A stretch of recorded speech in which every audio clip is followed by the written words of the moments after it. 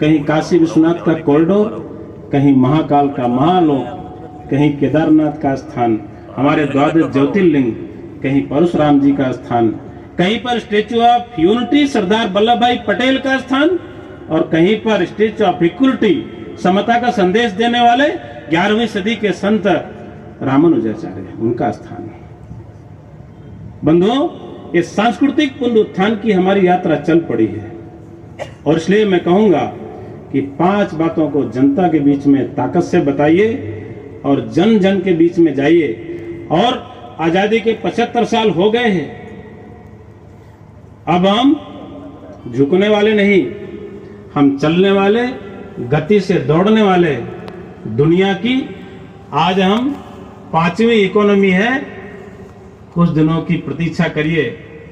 और मैं कहूंगा कि 47 के लिए जो एक बजट बन गया, इस वर्ष का माननीय मोदी जी के द्वारा जो केंद्र सरकार का बजट है, उसमें आगे के 25 साल का विजन है।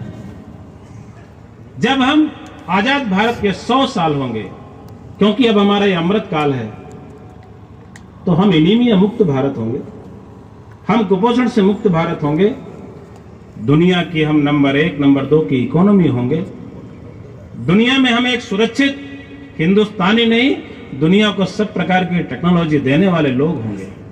आज डिफेंस टेक्नोलॉजी हो, स्पेस टेक्नोलॉजी हो,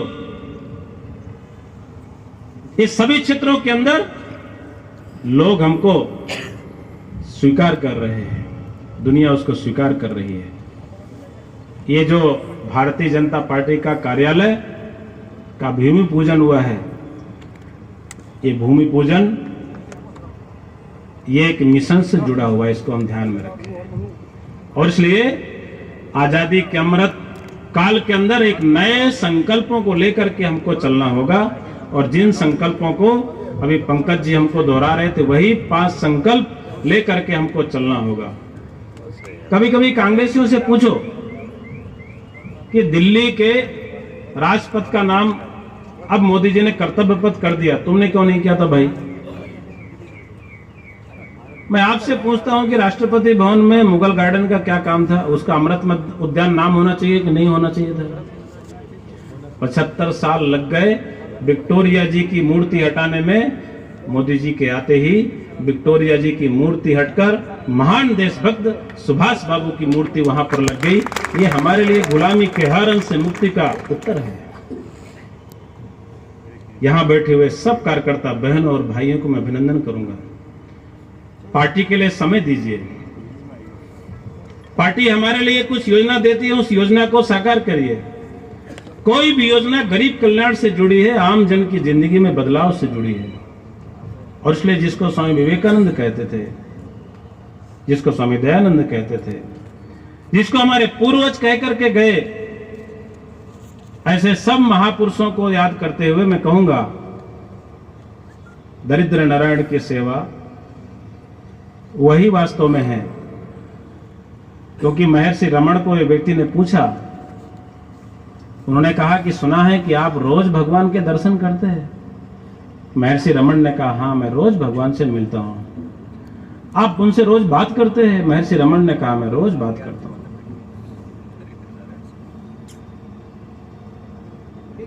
महर्षि रमण से उन्होंने कहा, मैं भी आपके साथ चलूंगा। वो पादरी थे, चर्च में पादरी थे। महर्षि रमण से बड़ी उनकी मित्रता थी। महर्षि रमण उनको लेकर के गए, और जब उनको ले गए, सुदूर गांव के बाहर एक 10-15 झोपड़ियां बनी थी। उन झोपड़ियों में एक झोपड़ी के अंदर वो चले गए। इनको कहा बाहर बैठो। अंदर गए, अंदर एक कुष्ठ रोगी था। उस कुष्ठ रोगी के सेवा में जुड़ गए। उसके घाव साफ किए, उसको मल्लम लगाया, स्नान कराया, मल्लम लगाया, उसको कपड़े पहनाए, उसका बिस्तर ठीक किया, उसको खाने के लिए कुछ खिचड़ी पकाई, उसको अपने हाथों से खिचड़ी खिलाई, उसके बर्तन साफ किए, रख दिए, उसके कमरे को ठीक ठाक करके। और फिर महर्षि रमण ने उनको हाथ जोड़ करके कहा, हे प्रभु, मैं कल फिर आपके दर्शन के लिए आऊंगा। वो पादरी से जब मिले बाहर, तो उन्होंने कहा, आप तो भगवान से मिलाने वाले थे। उन्होंने कहा, हाँ अब मेरे भगवान तैयार है, आप अंदर चलिए। और जब वो अंदर गए तब उनको ध्यान में आया कि ये किसकी सेवा के लिए आते हैं। बंधुओं, भारतीय जनता पार्टी पंचायत से लेकर पार्लियामेंट तक पहुंच जाए, लेकिन हमारे लिए ये अवसर कहीं ना छूटे। कोई भी दीन है, दुखी है, दरिद्री है,